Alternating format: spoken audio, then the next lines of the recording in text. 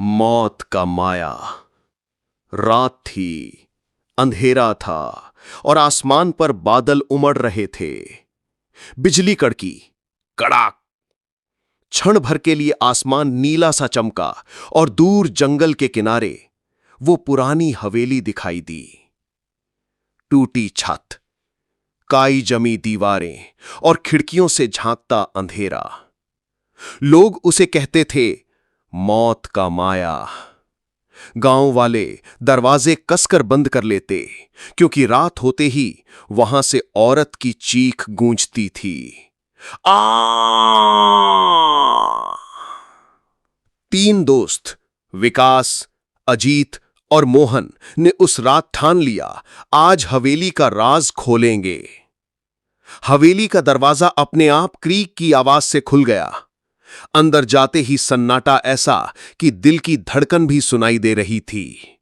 धक धक धक। अचानक ऊपर से ठक ठक ठक कदमों की आवाज आई। तीनों ने एक साथ देखा, सीढ़ियों पर एक औरत खड़ी थी। क्यों आए हो मौत का माया देखने? उसके बाल बिखरे हुए, चेहरा आधा जला हुआ, आंखें लाल अंगारे जैसी। विकास का चेहरा भीगी बिल्ली जैसा हो गया। अजीत की टॉर्च कांपने लगी। बिजली कड़की, धड़ाम। औरत ने चीख मारी, यहां आने वाले लौटते नहीं। पूरा घर कांप उठा। खिड़कियां धड़ाम से बंद हो गईं। दीवारों से खून बहने लगा। फर्श से काले धुएं के गुबार उठे। उनमें से साए निकले, उल्टे लटके इंसान जिनकी आंखें खोखली थीं। मोहन चीखा, बचाओ! चीख धीरे धीरे गूंजती जाती है, फिर अचानक खामोशी। विकास दरवाजा खींचने लगा, पर दरवाजा बंद। अजीत हाथ जोड़कर कांपा, हमसे गलती हो गई, छोड़ दो। धीमी ठंडी आवाज, कानों के पास फुसफुसाहट, गलती की सजा मौत से भी भयानक होती है। मोहन की सांसें रुक गईं। उसकी लाश जमीन पर गिरी। दीवार पर खून से लिखा था, यहां मौत कमाना ही जीना है। Pin drop silence. फिर धीरे धीरे औरत की हंसी गूंजती है।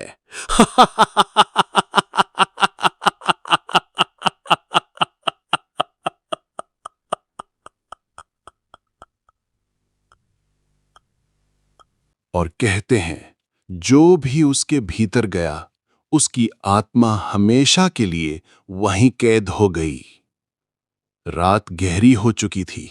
हवेली के भीतर घुसने के बाद विकास और अजीत की सांसें भारी हो रही थीं। कमरे में इतनी ठंड थी कि उनके मुंह से सफेद धुआं निकल रहा था।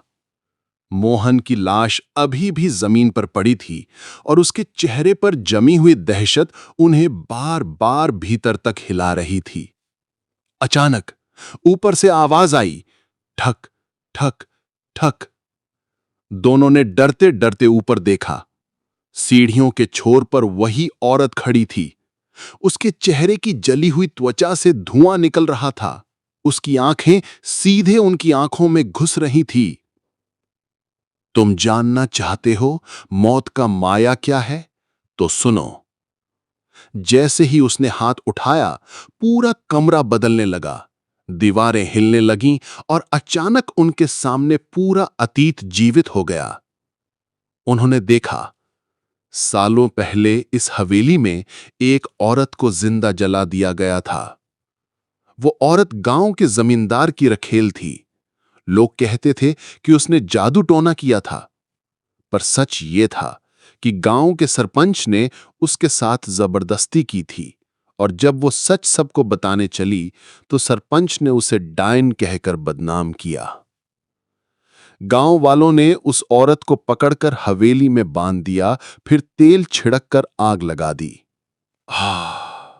औरत जलते जलते चिल्लाती रही, मैं मरकर भी चैन से नहीं सोऊंगी। तुम सबको यहां बुलाऊंगी और हर आत्मा को अपने साथ बांध लूंगी। विकास और अजीत के सामने वो दृश्य इतना असली था कि उनकी सांसें टूटने लगीं। दिल की धड़कन धक धक धक। अचानक दृश्य गायब हो गया और दोनों फिर से उसी अंधेरे कमरे में खड़े थे। लेकिन अब हवेली की दीवारों से अनगिनत हाथ बाहर निकल रहे थे, जली हुई काली हथेलियां जो उनकी गर्दन पकड़ने लगीं। अजीत ने चीखते हुए कहा, छोड़ दो हमें। अब तुम भी मौत का माया का हिस्सा हो, तुम्हारी आत्मा कभी बाहर नहीं जाएगी। विकास ने हिम्मत जुटाई और जमीन पर पड़ी मोमबत्ती उठा ली। उसने कांपते हाथों से उसे जलाया। रोशनी फैली और जैसे ही लौ उठी, वे सारे साए पीछे हट गए। औरत चीख पड़ी, ना, ये आग मेरी मौत की गवाह आग है। विकास ने महसूस किया कि यही उस आत्मा की कमजोरी थी। आग ही उसे खत्म कर सकती थी। लेकिन तभी तेज हवा, दरवाजे अपने आप धड़ाम धड़ाम बंद होने लगे। पूरा घर जलती परछाइयों में बदल गया।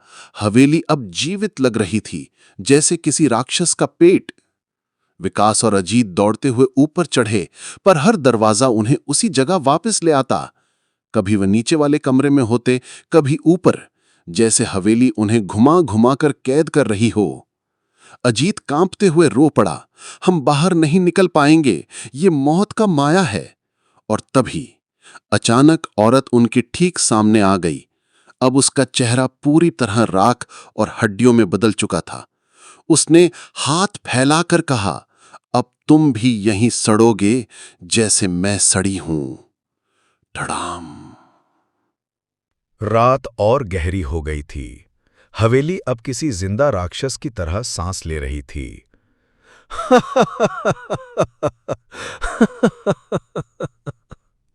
उस औरत की हंसी हर कोने से गूंज रही थी।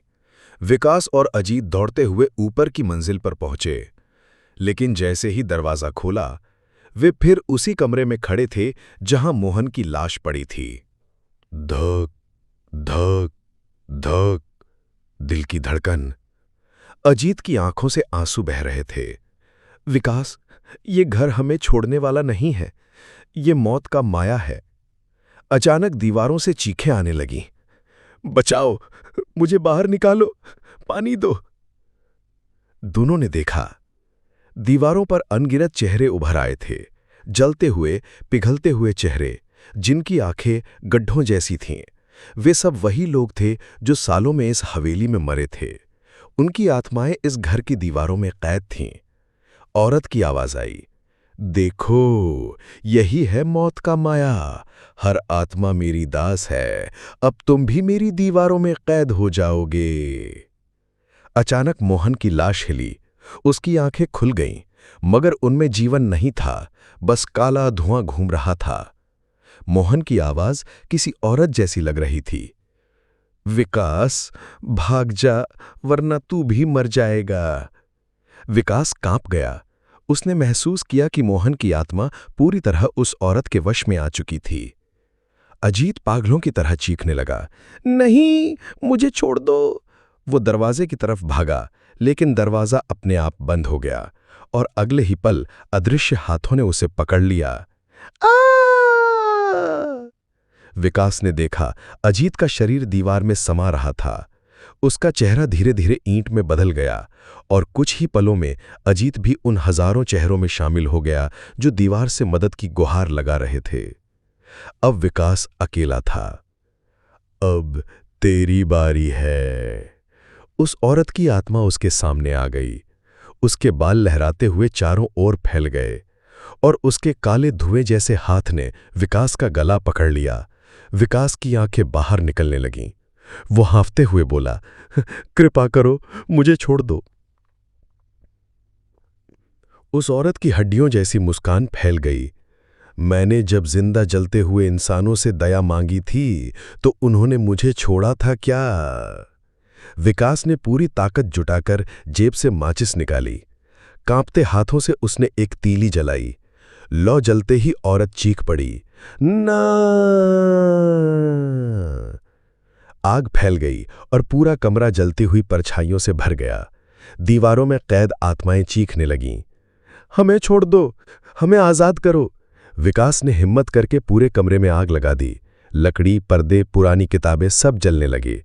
हवेली के हर कोने से धुआं और चीखें उठीं। विकास जलते जलते दरवाजे की ओर भागा। इस बार दरवाजा खुल गया। वो बाहर निकला और पीछे पूरी हवेली आग में घिर गई। गांव वाले आग देखकर दौड़े, पर आग से निकलती चीखें इतनी डरावनी थीं कि कोई पास नहीं गया। विकास घुटनों के बल बैठा था। उसकी आंखें सुर्ख और शरीर कांप रहा था। वो बस इतना कह सका, मौत का माया अब खत्म हो गया। लेकिन अगले ही पल हवेली की राख से ठंडी हवा चली। उसमें वही आवाज गूंजी, मौत का माया कभी खत्म नहीं होता। गांव के लोग सन्न रह गए। हवेली राख हो चुकी थी, मगर उसके बीचों बीच अब भी औरत की परछाई खड़ी थी। उसकी जलती लाल आंखें सीधी सब पर टिक गईं। मैं फिर लौटूंगी हर आत्मा को अपने साथ बांधने। आज भी उस गांव के लोग कहते हैं, बारिश और तूफान वाली रातों में जब हवाओं में राख और धुआं भर जाता है, तब मौत का माया की हंसी हवा में गूंजती है। और जो भी उस जगह भटक कर चला जाता है, उसकी आत्मा कभी वापस नहीं लौटती।